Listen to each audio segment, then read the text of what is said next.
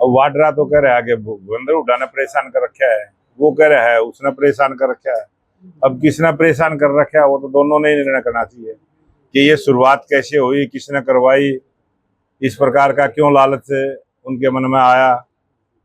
जिस प्रकार का प्रॉपर्टी का लेन देन गलत तरीके से हुआ है और वो ईडी की पकड़ में आया है। अगर कोई गलत काम कानून से बचकर करना चाहता है, कानून की नजरें बड़ी होती है और वो आज कानून की पकड़ में आया है तो अनाप शनाप राजनीतिक आरोप भी लगाने का काम वो कर रहे हैं, जिससे उन्होंने अपनी जो कानूनी प्रक्रिया है उसका जवाब देना चाहिए, इसको राजनीतिक रूप ना दिया जाए। सर, भूपेंद्र हुड्डा ये कह रहे हैं कि जिस तरह से प्रदेश में जो सरकार ने लोकसभा चुनाव और विधानसभा के चुनाव के दौरान बीपीएल कार्ड बनाए थे, 6,40,000 करीब बनाए गए और उसके बाद चुनाव खत्म हुआ तो करीब 30 लाख लोगों के वोटर कार्ड जो है वो काट दिए। ये चुनाव में फायदा उठाने के लिए बीजेपी ने ऐसा चुनाव आयोग इसमें संज्ञान ये अगर उनके पास कोई प्रूफ है, सबूत, आजकल तो गूगल पर सब कुछ है। आप जागरूक मीडिया के पत्रकार भाई हैं, आप गूगल पर जानकारी ले सकते हैं किस डेट में कितने बीपीएल कार्ड हरियाणा में थे और आज कितने हैं, किन के कटे हैं, वो सारा जानकारी उसमें रहती है। और हमने बार बार ये बात कही थी कि हम गरीब आदमी को गरीबी रेखा से ऊपर उठाने के काम करेंगे और गरीब कल्याण की योजनाएं हमने लागू की। उन गरीब कल्याण योजनाओं का लाभ जिस गरीब परिवार को मिला है और वो गरीबी रेखा से ऊपर उठे हैं तो वो बीपीएल की श्रेणी से बाहर आए हैं। किसी को नौकरी मिली है, किसी ने मुद्रा लोन के माध्यम से अपना व्यापार को आगे बढ़ाया है। बहुत सारी स्कीमें हमने दी हैं, छोटे उद्यमियों को भी दी है, बेरोजगार युवकों को भी हमने दी है। बहुत सारे ऐसे बेरोजगार युवक थे जिन्होंने गाड़ियां खरीदी हैं, अलग अलग प्रकार के काम किए हैं। जिसने जैसा व्यापार किया है और वो गरीबी रेखा से ऊपर उठा है तो उनके बीपीएल कार्ड कटे। अध्यक्ष जी, पंजाब में खरड़ विधानसभा के विधायक ने आम आदमी पार्टी से, अब आम आदमी पार्टी का विधायक है। हमने भी आपके मीडिया के माध्यम से जानकारी मिली है कि उन्होंने राजनीति से संन्यास लिया है, ऐसा बयान उन्होंने दिया है। अब उसकी क्या सच्चाई है, दूसरी पार्टी का विधायक है, उसके बारे में ज्यादा हम क्या कह सकते हैं। एक सवाल और है, कहीं ना कहीं आपको लगता नहीं क्राइम आपकी सरकार की सिरदर्दी बनी हुई है? जिस तरह से व्यापारियों से फिरौतियां मांगी जा रही है, विदेश में बैठे किसी की हत्या करवा रहे हैं, तो सरकार की सिरदर्द बने हुए हैं।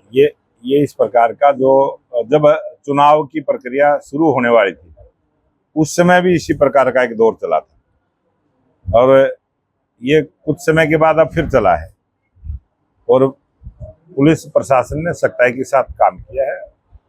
उनको बहुत तेज गति के साथ पकड़ने की प्रक्रिया को आगे बढ़ाया है और जो विदेश में बैठकर जिस प्रकार से आज टेलीफोन के माध्यम से धमकियां देने का काम करते हैं, और बहुत जल्दी उनके खिलाफ कार्रवाई होगी और उनको सबको पकड़ा जाएगा।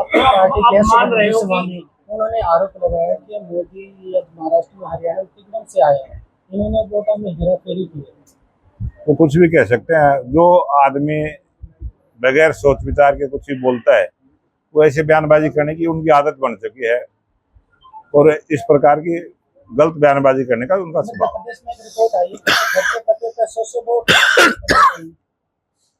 मध्य प्रदेश में एक रिपोर्ट आई कि घर घर में 100 की वोट बनी है।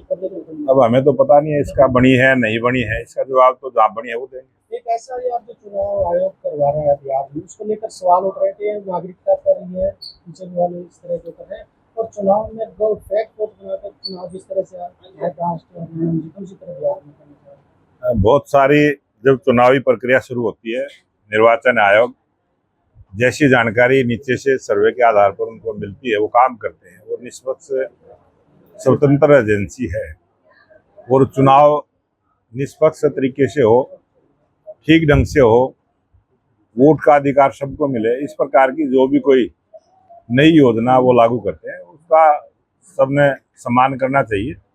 और अनेक बार जब भी चुनाव होते हैं, चुनाव से पहले वोट बनाने की डेट वो फाइनल करते हैं, जो वोट कटने की है वो भी फाइनल करते हैं। वो सारी एक चुनावी प्रक्रिया है, कानूनी प्रक्रिया है, उसको फॉलो करना चाहिए। उस पर अनाप शनाप बयानबाजी करना, सवाल उठाना, पर्सन चिन्ह खड़े करना, ये विरोधियों की जिस प्रकार की सोच बन गई है उसे बचना चाहिए। ममता बनर्जी ये कह रही है कि जिस तरह से रोंगटे और बंगाल विषय का नाम ले रहे हैं, वो बीजेपी जिस तरह से एक पुष्टिकरण की राजनीति कर रहा है। अगर कोई अवैध तरीके से इस देश में रह रहा है तो सरकार की जिम्मेवारी बनती है कि वो उनके ऊपर ध्यान दे के और उनको यहाँ से, जिस प्रकार से दूसरे देश के अनेक देशों ने भी इसी प्रकार की कार्रवाई की है, जहाँ के वो नागरिक हैं वहीं छोड़ने का काम किया है।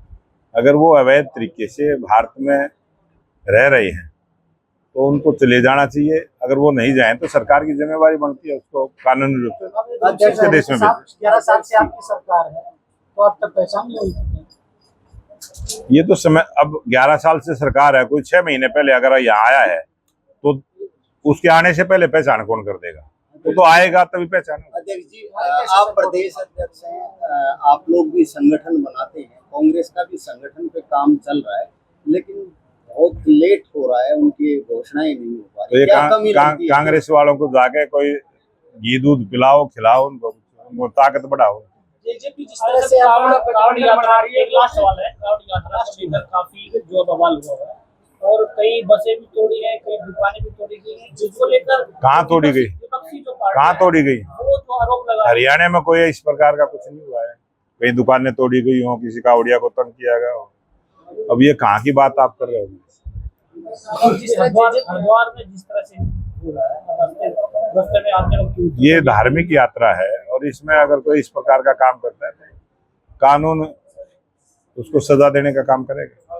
बीजेपी अब ये कह रही है कि जो हम सत्ता में रहे, हमने काम करवाया, तो हम आपको पता लेकर आए हैं, चाहे निजी उद्योगों में 50% आरक्षण की बात हो, तमाम हमने ऐसे काम किए। आप कह रहे हैं कि हम विपक्ष में जनता की आवाज उठा रहे हैं, तो अच्छी बात है, उन्होंने उनकी जो जिम्मेवारी थी उन्होंने पहले काम किया है, अब जो जिम्मेवारी है वो काम करें। जनता उनको नकार चुकी है, आज वो 0 पे है। ठीक है सर, थैंक यू।